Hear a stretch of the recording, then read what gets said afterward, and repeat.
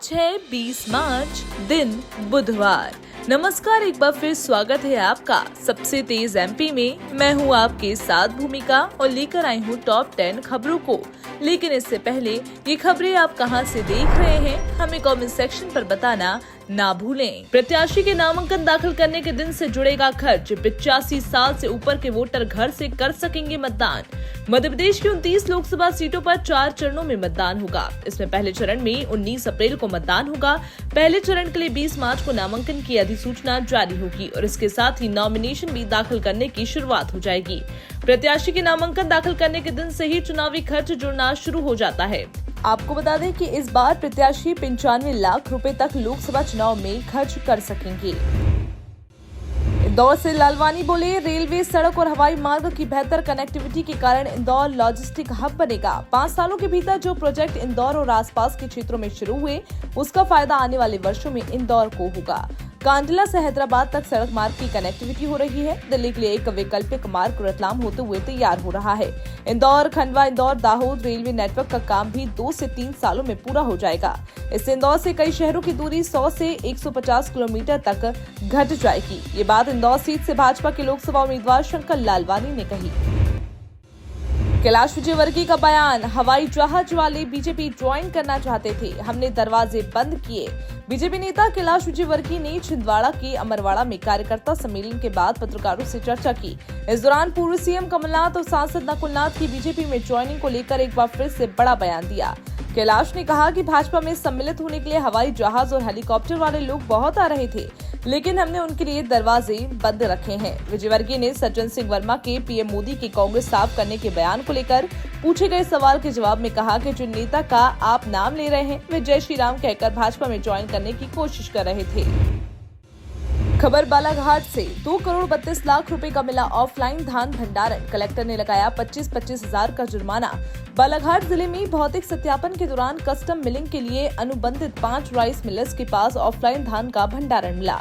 Rice mill के पास 9,295 quintal offline धान का भंडार मिला है, जिसका मूल्य 2 करोड़ 23 लाख रुपए से अधिक है। जिला कलेक्टर ने सभी राइस मिलर्स पर 25-25 हजार रुपए की कॉस्ट भी लगाई है। मध्य प्रदेश की हॉट सीट पर होगी कांटे की टक्कर। 27 मार्च को कांग्रेस और बीजेपी का होगा शक्ति प्रदर्शन। प्रदेश की सबसे हॉट सीट छिंदवाड़ा बन गई है। 27 मार्च को बीजेपी और कांग्रेस दोनों दल दमखम दिखाएंगे। पूर्व मुख्यमंत्री कमलनाथ के बेटे नकुलनाथ को कांग्रेस ने छिंदवाड़ा से चुनावी रण में उतारा है। कांग्रेस प्रत्याशी नकुलनाथ 27 मार्च को रैली निकालकर शक्ति प्रदर्शन करेंगे। बेटे की रैली में पिता कमलनाथ भी साथ रहेंगे, तो दूसरी तरफ बीजेपी के प्रत्याशी विवेक बंटी साहू भी 27 मार्च को मुख्यमंत्री डॉक्टर मोहन सिंह यादव की मौजूदगी में नामांकन का पर्चा जमा करेंगे। मध्य प्रदेश के रेल यात्रियों के लिए काम की खबर, इंदौर, जबलपुर, भोपाल से चलेगी ये स्पेशल ट्रेनें। फायदेमंद रहेगा शेड्यूल रूट। मध्य प्रदेश के रेल यात्रियों के लिए महत्वपूर्ण खबर है। पश्चिम रेलवे ने होली त्योहार और यात्रियों की सुविधा को देखते हुए इंदौर, हावड़ा, इंदौर के मध्य 3 ट्रिप होली स्पेशल ट्रेनें चलाने का निर्णय लिया है। ये ट्रेनें भोपाल मंडल से होकर गुजरेंगी। वहीं रानी कमलापति, दानापुर, रानी कमलापति, भोपाल और जबलपुर, दानापुर, जबलपुर होली स्पेशल भी मंगलवार से शुरू हो चुकी है। पूर्व मंत्री गौरीशंकर बिसेन को हाईकोर्ट से बड़ा झटका, याचिका खारिज। एमपी एमएलए कोर्ट में चलेगा केस।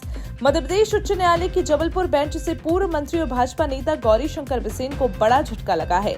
हाईकोर्ट ने बिसेन के खिलाफ लंबित मानहानि प्रकरण पर रोक लगाने से इनकार कर दिया। कोर्ट ने निचली अदालत की कार्यवाही पर रोक लगाने की मांग वाली गौरीशंकर बिसेन की याचिका खारिज कर दी है। पन्ना जिला सहकारी बैंक के पूर्व अध्यक्ष संजय नगायच को पंडित तू चोर, बैंक अध्यक्ष चोर है कहकर की थी ये मानहानि।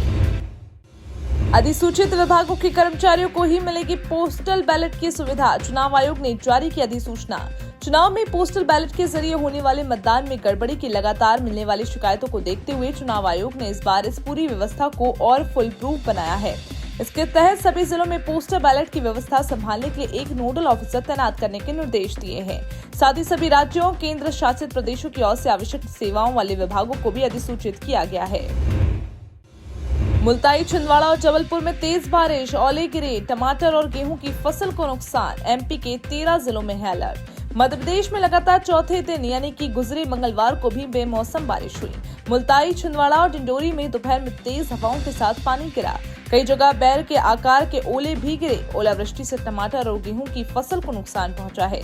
सिवनी और मंडला में भी बारिश और ओले गिरे। जबलपुर में दिन भर बादल छाने के बाद शाम को ग्रामीण क्षेत्रों में बारिश हुई। यहाँ कुंडुम बगराजी क्षेत्रों में ओले गिरने से चना, मसूर, गेहूं की फसल को नुकसान हुआ। कांग्रेस सीईसी बैठक में एमपी के नामों पर चर्चा नहीं। 21 को फिर होगी मीटिंग। तय हो सकते हैं 18 लोकसभा सीटों पर कैंडिडेट। भोपाल, इंदौर, ग्वालियर, जबलपुर सहित मध्य प्रदेश की 18 लोकसभा सीटों पर अब गुरुवार को कांग्रेस कैंडिडेट तय होंगे। पार्टी के दिल्ली मुख्यालय में मंगलवार शाम को हुई केंद्रीय चुनाव समिति यानी सीईसी की बैठक में मध्य प्रदेश के प्रत्याशियों को लेकर चर्चा नहीं हो पाई। अब गुरुवार को एक बार फिर सीईसी की बैठक होगी। इसमें पार्टी अध्यक्ष मल्लिकार्जुन खड़गे, कांग्रेस संसदीय दल के अध्यक्ष सोनिया गांधी, पार्टी महासचिव केसी वेणुगोपाल सहित समिति के तमाम मेंबर मौजूद रहेंगे। तो ये थी मध्य प्रदेश की टॉप 10 खबरें। इसी तरह तमाम बड़ी खबरों से जुड़े रहने के लिए आप हमारे चैनल को लाइक, शेयर और सब्सक्राइब करें। साथ ही फेसबुक पेज को भी लाइक और फॉलो करना ना भूलें।